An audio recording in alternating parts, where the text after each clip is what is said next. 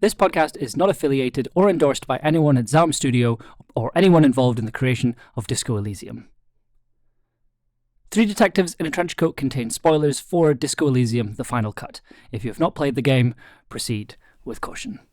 Disco Elysium is a game about sex, drugs, and disco, and politics, and violence, and drugs, and sometimes those drugs are used by children, and sometimes the violence is aimed at children, and generally is a game for 18s or over. Proceed with caution, as we will be discussing themes within the game. This episode was recorded on the 16th of November 2022. We present Live from Revachol. We'll find other ways to destroy your ego. Yeah, well, thanks for that. The Disco Elysium way. Yeah. That's the tagline for the game, isn't it? We will find new and inventive ways to destroy your ego. This door looks pretty solid. Let me kick this. It is a game where you start. Let me kick this can until I have a heart attack. I'm still laughing at James kicking a metal thing and hurting his foot so hard he died. Yeah, that's just very funny. Yeah, that happened. I'll tell you about it in a second. That's one of the reasons that I did a playthrough until the same time in-game time we did last time, because I had to restart so many times this game so far. Detectives in a trench coat. Three detectives in a trench coat. Welcome to episode 3 of Three Detectives in a Trench Coat. You are listening to Oliver Morris, you are listening to James Curtis, and you are listening to David Devereaux. Hello. So here we are again. Yes. Trapped in this continuum of exhaustive detective work. Sorry, that was just a really good line. That was all I was. Oh, thank you. Thank you very much. So we're gonna do things a little differently this week, but before we get to that, James. Hello. You had a bit of trouble with a post box. This is correct. So at some point. Was that last week or was that the week before? I can't remember. I died again. You died again. You've died so many times, I've forgotten what weekend. I have died. I've died twice in this game, and the one time after. One was to a bright light, and the other one was to I think running away. So I died twice. Once from running away from a not paying my bill, and once from it wasn't kicking a bin. It was kicking a large metal tube. And I don't know why it was an option, but I didn't think at the time, I'm going to nudge my foot against this tube and it will kill me. So I clicked it as an option and I died. And I would like to remind you all listeners that this is the first game I've played in 10 years. So there was a time where you don't kick things and die. Okay. So what possessed you to kick? I'm still trying to what made you think kicking the tube would be a good idea? I shouted down the tube. What was the plan? There was shouted down the tube. There was no response, and I think there was this option of two options of go away or kick the tube. I was like, okay. I wonder if that will create some sort of sound effect that will reverberate. No. Maybe it will wobble something. I didn't think it would lead me to cause myself physical pain, because I feel like there are options in life that we choose, and then we modulate how we do something based on the situation at the time. But you don't get to do that in a game world. You just have whatever was designed. Anyway, so that happened. Go on, David. I was just going to say, the game's fault. I feel like if there's one thing I've learned from this game very quickly is that it will try to kill you at every possible opportunity. It does seem to do that. It does do that. And it will try and trick you, and it will laugh at you. You guys haven't even met the physically and morally, not morally, what's the word? Morale. The physically and morale destroying chair yet. What? But you will come to it in time. The most uncomfortable chair in the world. But yes, James, you died. So I died. We mourned you. I continued from a previous save point, from the previous lesson we'd be on, and then I asked you where you were time wise in the game, and then I played for I think 2 hours some Sunday. and got to a different point. And I actually found the person on the boat that David was talking about in the last episode, and talked to her, and I basically Joyce Messier. Yeah, and I basically was able to get through a small chunk of the game, and I think I'm roughly where you are now, because I now have a better understanding of the world that we're playing in, and the kind of what's just the world that we're going in. I feel is the core part of it. You got your reality. I got my reality lowdown. I saw some people playing jacks and destroyed their game and then fixed their game. Oh, nice. Yeah, so I haven't fixed that game yet. Ollie knows what I'm talking about. I don't know if David knows what I'm talking about. I have no idea what you're talking about. Good. I feel like I phrased that in such a way that it's not too spoiling. And and that was a completely useless activity. Was it last week I met the little girl outside the bookshop? Yes. I think I talked to them again. I just really like that. I really like that little girl. She deserves an education and a better mother who's less crazy. Yes. Yeah. So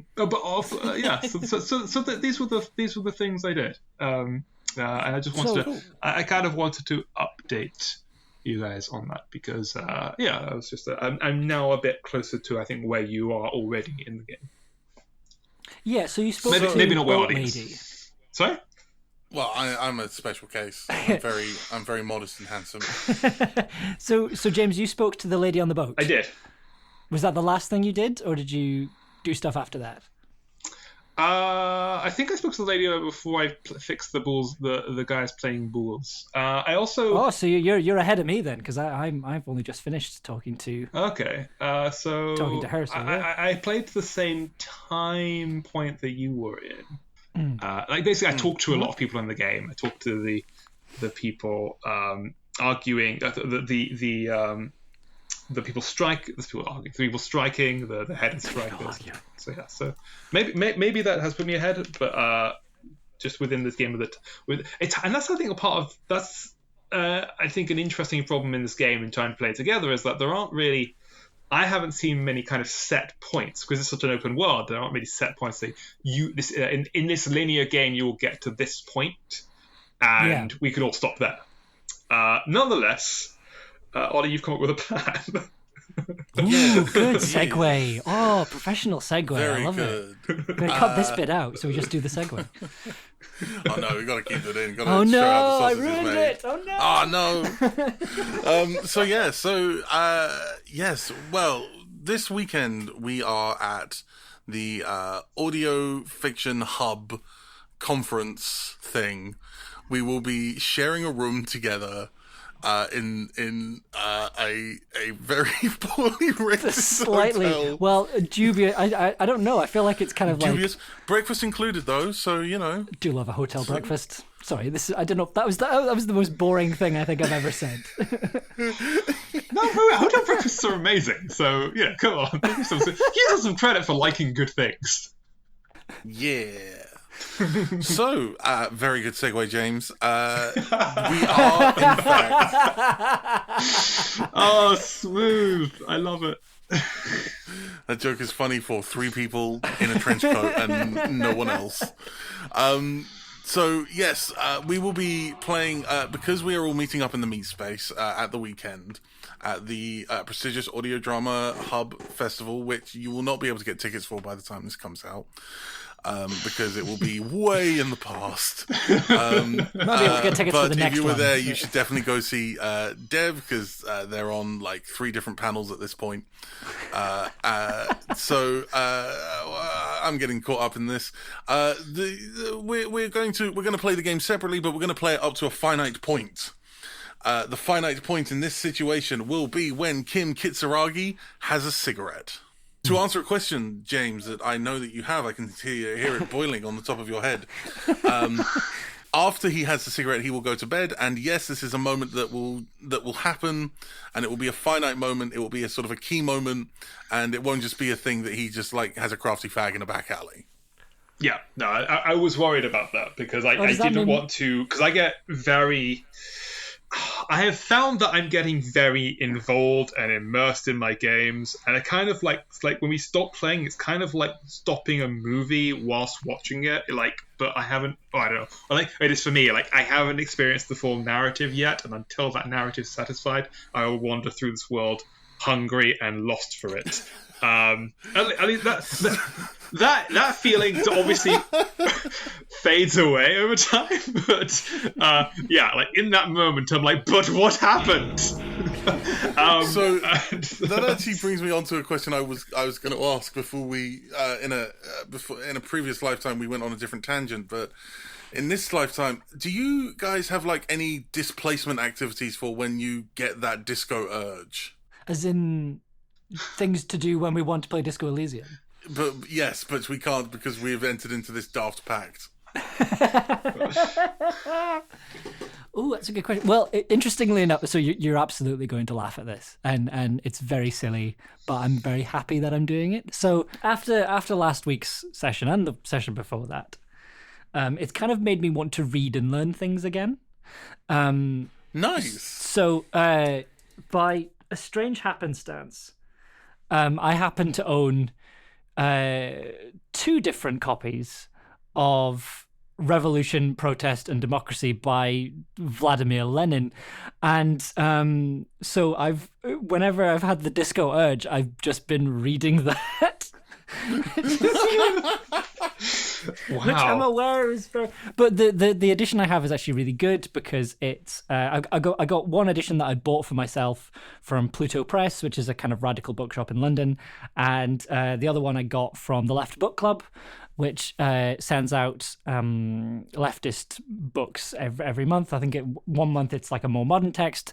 The month after that, it's usually like a classic text. So there's like Rosa Luxemburg and Tony Benn.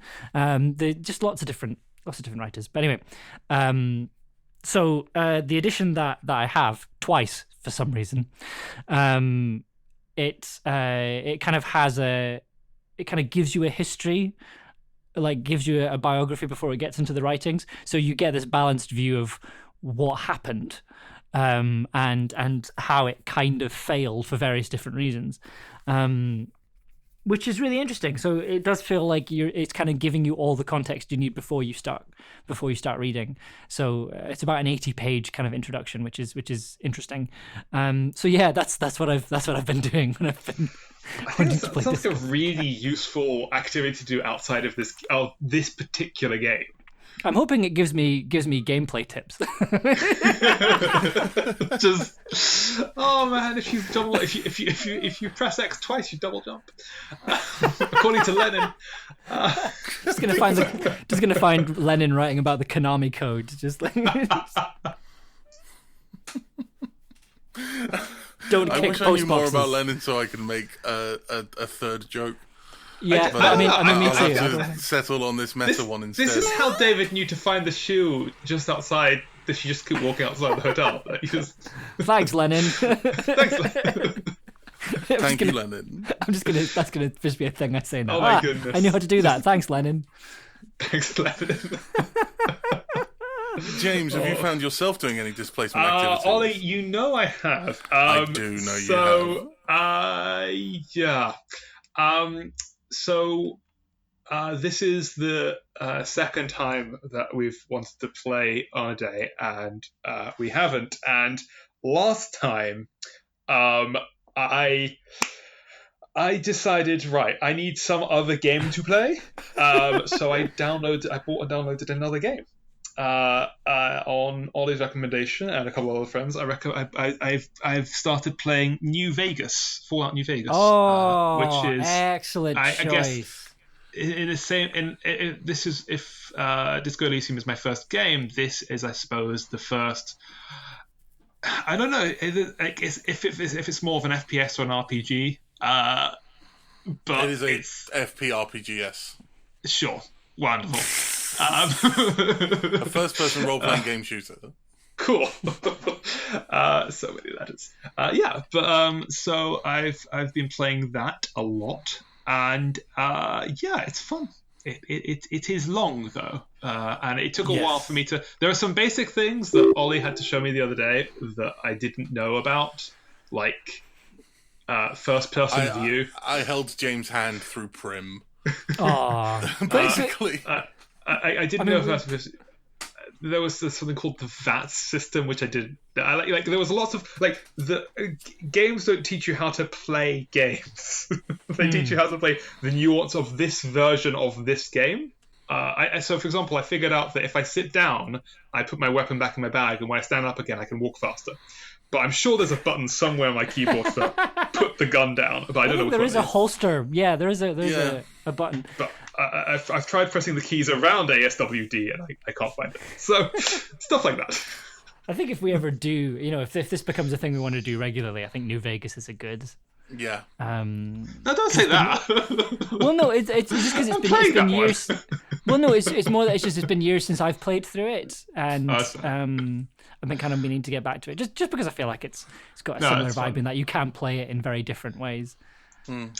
I suppose that's true. Although it's not enough like Disco. I do feel a very strong sense of that this is a personal journey each of us are going through in Disco Elysium. Because there's so much about the character. There's so much more. There's such a stronger feeling of characterization of the character choices we've made in Disco Elysium than there is in. You play the Bethesda character in Fallout New Vegas, which is very similar to like the Skyrim Bethesda character. It's very similar to the Fallout 3 Bethesda character. Like it's a game where you start by getting shot in the head, and then you're like, well, who am I? I don't know, but I'm gonna go get revenge, maybe, or maybe not. Maybe I'm gonna go hang around with these people of Good Springs and see what they've got going on, and like it's a sort of, you can make choices that are sort of antithetical to your character, and no one calls you on it, and you can make big decisions, but I don't think it has the same weight as Disco. Yeah, but it's still, but that's a game that was made 10 years ago, and there's been 10 years of Ludo narrative since then, and so that's fair. But I guess I think you could probably play Disco Elysium without throwing any punches or causing any violence. But you can also you can also play Disco Elysium without making any friends and only committing violence. So I don't know that. That's more. So I don't know actually, Ollie. That's kind of the track you've chosen. I've kind of chosen a semi-violent track. This is true. Is that? I haven't hit a child though, James. Yeah, I didn't mean to. I misclicked. Got very lucky with misclick. Yeah, I think I'm doing a begrudging pacifist run where it's like I want to do violence, but I've decided not to. And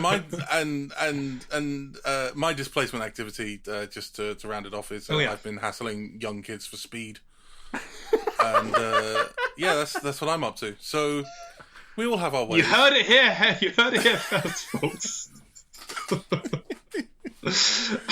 And you'll hear it in the Bedford Chronicle second. Oh my God, Ollie! Why are you doing this? Like, I have a reputation to maintain. Apparently, a bad one. I'm the bad boy of audio fiction. It's me and James Oliva. Okay, I do feel like we should. Incomprehensible bullshit are us. Yes. Do you want to maybe record a sign off where you don't joke about like getting speed from children? No, I think that's fine. I think that's thematically relevant. I think it's... Oh, is that what's happening in the game at some point? I don't think. Because I haven't been offered any speed from him. Okay, that makes so much more sense.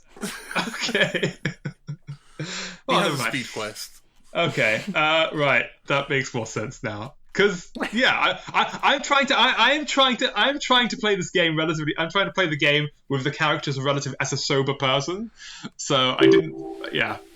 So there's at one point. David, have you come across the choice to drink a spillage of whiskey on the floor? I have not. Okay, that is in the hotel. So that is in the hotel when you kind of get down and first meet Kim. You can. Okay. It's a very early. It's an option it's a very early option. Okay. There's a dock worker asleep in the hotel on that floor that you could have talked to before you met Kim. Okay. Hints. Well, no, But, I spoke to the dock worker and I stole their ID. Oh but right, okay. There's a spillage of whiskey of beer or whiskey right next to him that if you click on it, there's an option to lick it. Okay. Oh, I chose not Depends to. on what my tie yells at me to do. All right, so I will see you guys in 3 days. Yes. Yeah. We will have all witnessed Kim smoking a cigarette, and find out his super uptight reasons for that. I'm excited.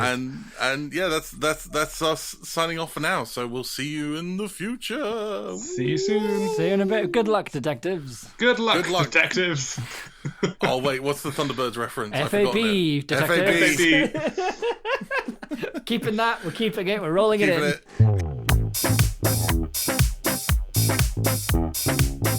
Hello, it's me, Oliver Morris, the biggest and therefore cruelest of the three detectives in the trench coat. Just letting you know that we have a Patreon. On the Patreon you can find jingles, you can find episodes in advance. We'll be doing bonus shows, Q&A episodes, guest episodes, those kind of things. If you want to support the show and keep it relatively ad-free, then subscribe to that, and then we'll have a good time. All right, okay, I love you, bye.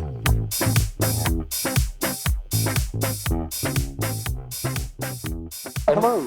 Welcome to a very immersive discussion of Disco Elysium. We are straight from the streets of Martinez. Yeah, we are currently sitting outside a venue that we thought we could get into to record. And so there's traffic in the background, there's a church bell, it's quite cold, so we felt like this is a very immersive Disco Elysium experience to go through our discussion. So who wants to start, I guess? So I'll go first because I think I probably had the shortest playthrough. I was dreading doing my disco homework because it was like, I gotta play disco, and it was kind of getting later and later. I was like, oh shit, I gotta play disco. So 4 a.m, I load up Disco Elysium. Took me about an hour to get to where I needed to get to, but all I needed to actually do was run from Joyce back to the hotel, pay my bill, and get upstairs, and that's all I did that session. So it was the speed run to Kim for me. God bless that man.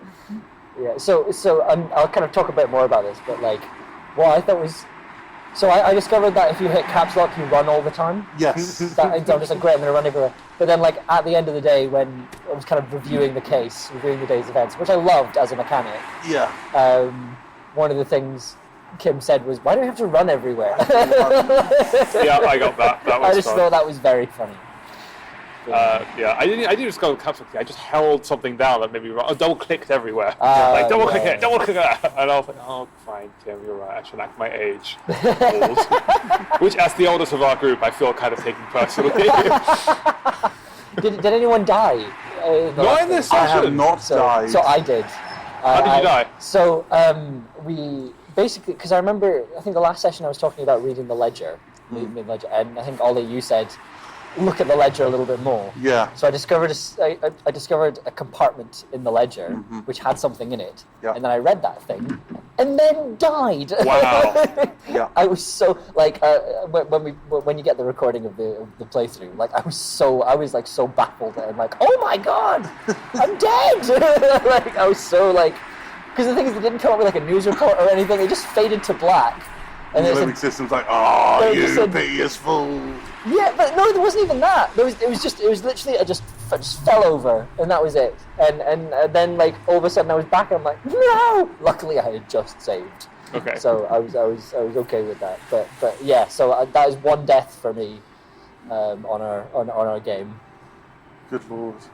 Yeah, that folder and the contents within is very important to who our detective is as a dude. Yeah. Speaking of who our detective is as a dude, do we have a name for him yet? I do. I Yes. don't. Oh gosh. Yeah, I just so annoyed at my lack of progress. Okay, go on. So I need to tell you my story about how how I got to meet Everard. Claire. Yes, so I met Everard Claire. I managed to finally get to see Everard Claire. So I spoke to the thing, and then I had to go speak to Measurehead. Mm-hmm. Spoke to Measurehead for all of 5 minutes, and I'm like, no, I hate this. Like, I sort of, to the point where I looked up other ways of getting in. But the only other way to do it was to jump and grab the coat that was hanging off the thing. Yeah. So I was just like, okay, I've already failed that check. Like, I'm going to have to just listen to this guy just be like an absolute racist for however long. And I just, like, to the point where I was just like, I'm not going to... I actually went away and started doing other jobs because I was just like, I was so angry at this. I was just like, I hate this. I hate all of this. But then I got a skill... Basically, I got a skill point. I'm like, okay, I'm going to use this... I'm going to upgrade the specific skill for getting the coat. Yeah. Did it the second time, and then managed to get to see Everard without having to become a racist, which I'm counting as a moral victory. Like, I thought it was easier for me to break into the docks than listen to this racist. Yeah. But then, like, so I went in to see Everard, and then nearly died because I had to sit in a chair, and also I'd hurt myself doing something else as well. So, like, I very nearly died talking to Claire Everard. Oh dear. But one thing Everard did was told me what my name was. Oh, nice. Which was a big thing. So I have our name. That's an interesting comment because, like, we meet a lot of people who've seen us before, and no one says, "Oh, hi, James." Yeah. Like detective. Yeah. Hello, detective. Oh, yes, I am detective, and I'm not. I didn't tell you my name, obviously. Why would I do that? That's what I do when I first meet anyone. Hi, I'm James. It's true. Who's this detective guy who goes, "Hi, I'm the detective. I shall ask you questions now." Okay, I'm going to take you at your work. Can I see your badge? Yes. Oh. But don't read it. I see none of you have answered questions of hello, who are you with? I am the law. Oh no, I refuse to. I can't do that because I didn't. Also, first time going through, I didn't really know if I was really a detective, how good I was, what my reputation was. So I was like, just apologizing for forgetting a lot, which is why I'm sorry, cop. Sorry, cop. But but I'm also apparently the goodest cops of all the good cops. Even if you got downloaded this on Galaxy, and I looked at my awards, and you can see the future of a bit of the future of the game from that, which is kind of cool. But one of the things I got was Kim. You earned Kim's respect. Yeah, so I was like, I did it. I don't know if it was specifically that one, but basically, there's a point where Kim's looking at a crane, and basically, if you say, "Oh, that's this crane," and you say what the specific type of crane it is, you get an achievement for getting closer to Kim. Because apparently, Kim is just a nerd about cranes. Nice. Nice. But what did I? I'm just going to look through some of my notes. So one of them was I found the postbox that killed James and had a very different experience. Was it a postbox or was it? So did you was find? It was a postbox. Oh, so mine wasn't the postbox. Oh, okay. No, have you found the metal? I can't remember what it's called, chimney shoot thing? No, I don't find that. So that's that. Oh, okay. I kicked that. That's inside a building, isn't it? No, yes, it's inside a building. So Well, I didn't know if you'd found it yet, which is why I didn't tell you what it was earlier. Hello. I'm here for an event. I cannot find. It will be The Oak Room. It's the Oak Room. Yeah, you're heading Yes. in there. It will be in there. It's that door. Yeah. I just walked around the entire. It's weird to get to. It's not quite open yet. Yeah, it's not open yet, but it will be kind of. Okay, all right. Yeah. Are you here for the same thing? Oh yeah. Yes, And we are. we're currently recording a podcast. Yeah, we're recording something real. New You're person. okay. You're okay. It's okay. We're talking. It's a podcast about meeting people, by the way. But yeah. Yes, is it? It is a podcast about Disco Elysium, the video game. Oh my god! I need to play that. Yes, Well, that's kind of it. So two of us haven't played it before. and I have. So Uh-huh. we kind of thought, well, let's use this as an excuse to chat and start. Whether or not it gets released as a podcast, I don't know. Okay. But it's a good excuse to chat about stuff. It is. Yeah. But you found the postbox where you can. Did you pat the postbox? I did. Yeah, and then you get a health point back. Yes. I Yeah. love that. I did get that. I love that. I love those because that's how I kind of want to behave in real life. That's me as a person that I want to be in real life. I'm the kind of person who looks after postboxes. Yeah. So what I have here? The game tricked me into making an ass of myself. I don't know what that's in reference to, but it could be many things. Many. I read a letter and fucking died. That was another one. Yeah. I love how the autopsy scene is written. I ended up doing the autopsy. Oh, the autopsy is such a cool It was scene. a very, very good well-written, well-rounded scene, I thought. How did you get the body down? I shot it. You shot it? I shot the thing. Yeah, this is the thing. I got given a gun. And I talked about this in one of the other episodes. Oh, this is you managed to get the body off the tree. Yeah. Off the tree. Oh my goodness. So basically, what I did was, Kim tried to shoot it, missed, and I was just like, right, okay. And then I was going through the options, and right as I was about to do the check, I got a skill point. So I was like, right, what skill is this a check for? Okay, I'm going to upgrade that right now. It was hand-eye coordination, so I made the shot. How have you? I would say how have you managed to do it all throughout today? But the thing I did, because the thing I was worried about was not getting into my room, because I thought you had to pay 20 real for that day as well as the 170. So I was like, 9 o'clock, okay, go to the room. And then the game ended. I was like, oh, okay. And given that last game I finished at 7:30, that I hadn't actually done much in that time. I had wandered around the building. And I talked to a woman in an attic. If you haven't caught I have not. There is a woman in an attic. But she makes dice. She makes dice. It's very cool. Ooh, okay. Yeah. That's interesting. But I didn't find the bag. I haven't got the bag. But one thing I did, kind of part of I think I added to my homework, because that finished very quickly. Was I went back into the game from an earlier save, and I just talked to the same people I'd already talked to. Yeah. To get kind of a refresh. And whilst talking to those people, I kind of saw new doors I hadn't been in yet, and whole buildings. 2 whole buildings I've not explored. That I definitely should have. Have you really talked to the witness, the person who looks like he could be a witness of the hanging, the guy smoking a cigarette? Martin Martinez is his name. There's a guy smoking. Well, I'll just tell you because you should be able to see it. It should highlight itself at some point, because it really should have been the first thing I done. If I'd been an actual detective and I saw a person smoking, overlooking the body I'm wondering about, I would speak to him, but I just didn't see him in the game. He's somebody who spoke. He's standing on a building where there are stuff, presumably, that you can get into. And there's a whole lot. There's Cindy the Skull character who does the art. So she's just before you come across the boatwoman. Oh, okay. No, I think I must have missed her. Okay, you must have missed her, and the building she's in as well. It's like a sort of garage thing. I didn't go into that. Yeah. So you've managed to get the body down and find your gun without actually. Well, I haven't found my gun. I was given a gun. Oh, you given a gun. I was given Kim's gun. Okay. I gave it back. Okay. Yes. Nice. Okay, so I misunderstood that. But you managed to get the body down without doing. Okay. I don't know how I'm going to do any of these things yet. I assumed it was in one of those buildings that I'd missed that you could go, but you hadn't got through those buildings either. No. I was genuinely wandering around, before 9 o'clock, thinking I don't know what's left to do. Yeah. It's only after I went to bed, after I the cigarette smoking scene, and going back and talking to the same people again, talking to the Wild Pines, because she has a lot of content. Okay. That I read through the first time round, but I was like, okay, I need to read through this again, because there's a lot. It's a very lore-built world. Yes. I think I needed to read it all again, because otherwise I wouldn't know who Everard was or what the strikes were about, that sort of thing. Yeah. No, so something I thought was really interesting was, so I don't know if you've spoken to, you haven't spoken to Everard yet, have you? No, I haven't got past I haven't gone near the Martinez guy, because I knew that was either going to be I knew I needed to grind a bit first before going to him. I mean, okay, fine. Well, there's a few things about going to the docks and getting to Everard that I think is interesting, but we can talk about that once you've kind of all been there. Basically just all the stuff about the scabs and the scab raid I thought was very interesting. So I found a plastic bag and got very excited. I'm so excited for you and your plastic bag. So I got a plastic bag and then I just went, what is this going to do? And then I realised that meant I could pick up bottles and then get money for them. I'm like, great, okay, I have no money and I need 60 real to pay for my room tonight. So I went and literally picked up every bottle I could find.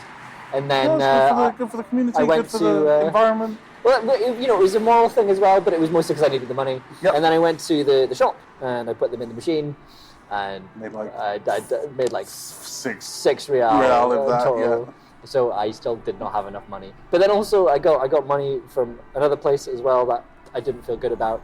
But then but then basically it meant that after Kim basically paid for my room for the night. Oh my goodness, Kim pays for your room for the night. That's so sweet. Did you not have? I haven't had that. Did you just have the money? So the Wild Pine, I got money from the Wild Pines woman. Oh, okay. Yeah, no, so basically Kim has 2 hubcaps that he's confiscated in the back of his car, and you go and pawn them. And then I know you can pawn them, yeah. You get 200 real for it, and then Kim keeps I didn't most know of it. this. But Kim keeps most of it. Kim gives you 60 real for your room. Oh, that's cute. And then you go back. But basically, once I handed that over, the money that I had left, I was just like, I can pay for like 2 days more. I was just like, I can afford rent. I can afford things. This is so good. Yeah. This is so nice.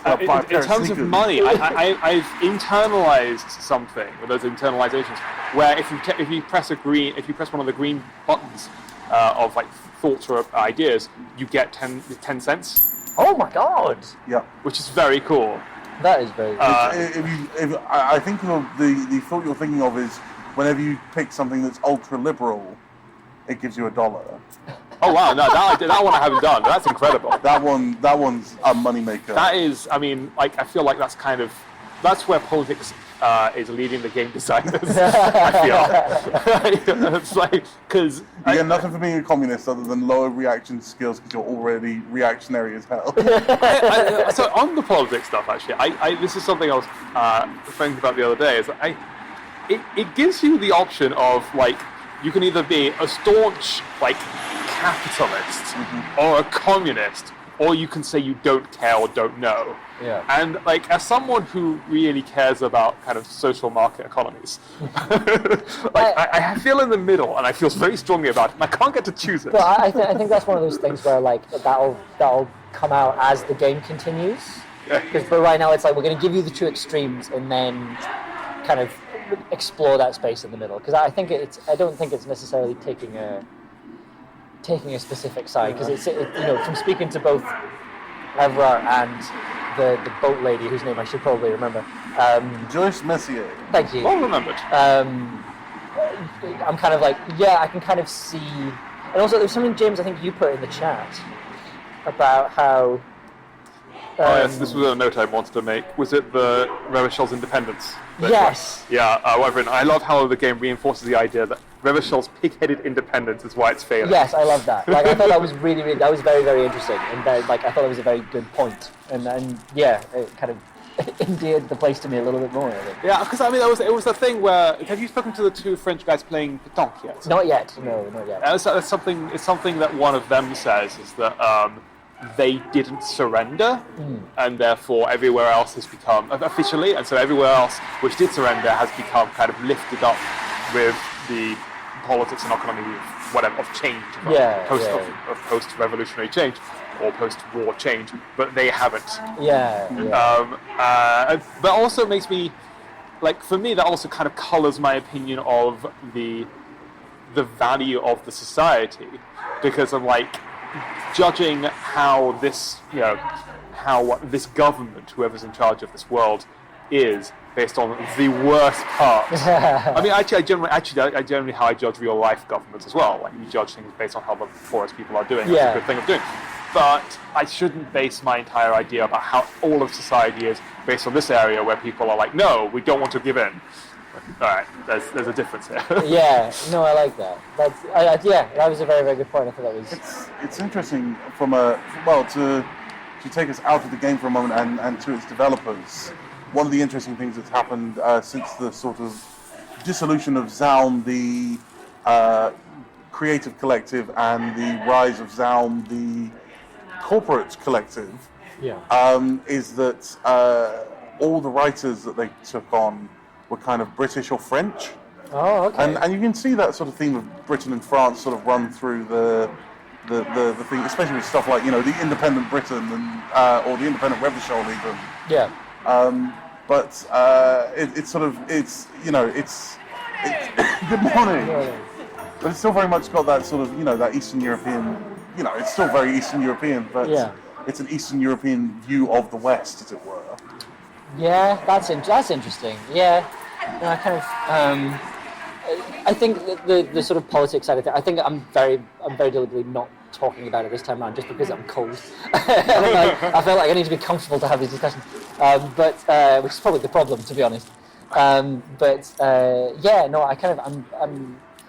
think I necessarily learned anything new about the politics of my character or me or anything like that. But I was quite pleased that I was like, I would rather commit breaking and entering than then internalize advanced race theory. I was just like, I don't want to do that. I will let you know that when you do your advanced race theory, the solution you come to. Yes, of course. Hello. How are you? I'm very well, thank you. How are you? I'm excited, I'm Yeah. scared, and all of the things. Oh, that you're go with fine. that. You're It's going to gonna be be It's wonderful. a long day. Yes. You're all good. Sarah yes, Golding being Sarah Golding is wonderful. just for the listener, and if Sarah Golding's listening, hi, you're wonderful. We should do more recordings like this. Just record in an open space and have people come in and chat. I think more podcasts need to do that, because I think that really engages the listener when they don't know what's going on. That's true. Yeah. It's very good when it's unclear to the listener. That's the goal of Reach for every more audio depth. experience. Yes. That was a complete utter tangent. We'll probably get cut. But when we were recording the 4th episode of Kane and Fields Season 2, we recorded it by the obelisk in near Monument Park, or Monument Square, I think. Yeah. And we were just sort of sitting there by the obelisk and, chatting away and doing all this thing. And then some guy came up to us with a joint and kind of asked for a light. And I was like, oh yeah, sure man, go take it. And we ended up not using any of the recording because I didn't have a wind baffle and it was very, very windy where we were sitting. And so it was unsalvageable. But we did have this episode where there was just him going, was he smoking a joint? I was like, yeah, I know that guy. It's very, but yeah, that's the trials and tribulations of recording outdoors. Yes. Yeah.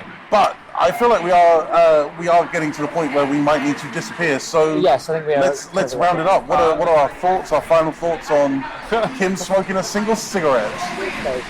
Yeah, I'm just I loved the roundup at the end of the day. I felt like that was a very good character moment. I feel like I'm starting to get more character moments, but also I'm kind of, now that I've got quests, in inverted commas to do, I'm excited to kind of see how the game reveals itself and bring things forward and explore the kind of history and politics of all the stuff you were talking about, talk to these people, they'll give you backstory. I'm going to do all that. Yeah, I'm really interested. It's helpful to just try it, because I'm not very good at remembering this stuff. Yeah. Going back into who was Everett again? Who is this person again? What am I doing? Yeah. Between recording sessions, because we're not. Because imagine this game is something you play within a week. Yeah. It's not designed to be recorded. Once a week, spend 2 hours into deeply historical political construct. Yeah. So yeah, I love Kim. I think he's really cool. I think one of those I made. He's sarcastic occasionally, which kind of reveals he's something kind of slightly deeper affection. Yeah, I think he's maybe we should spend some more time on the kiss, no?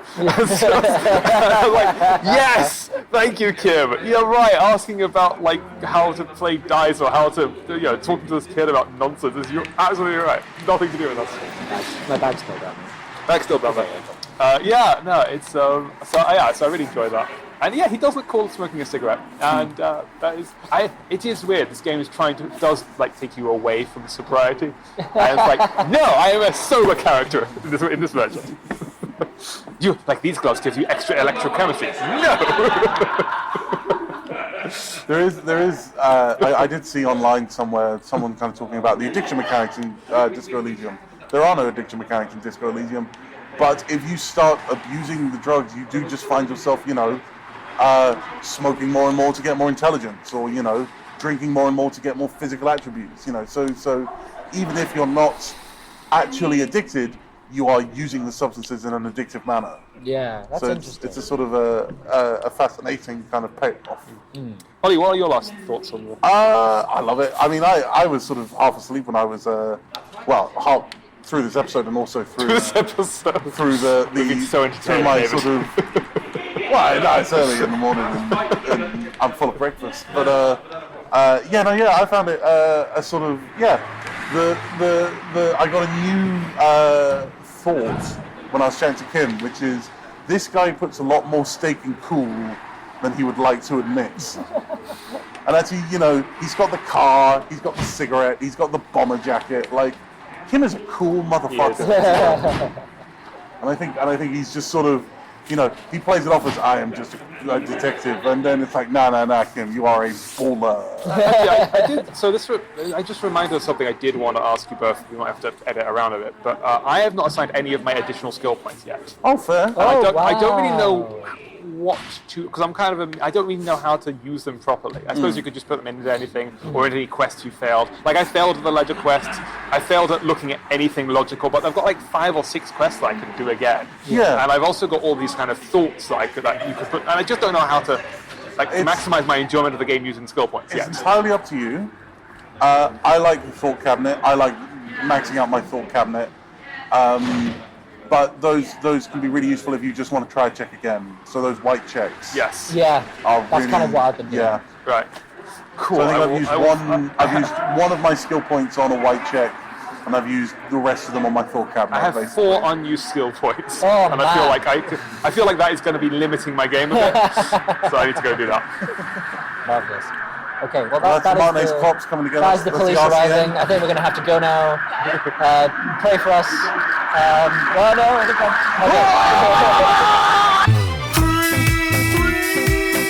Three detectives in a trench coat.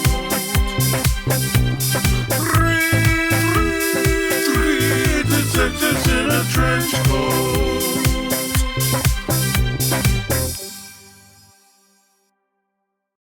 Thank you for listening to 3 Detectives in a Trench Coat. The 3 detectives are James Curtis, Oliver Morris, and Amber Devereaux. The podcast is edited by Oliver Morris and Amber Devereaux with original music by Oliver Morris. To find out more about the detectives and some of their previous casework, check the show notes. Thank you for listening. Love you. Bye.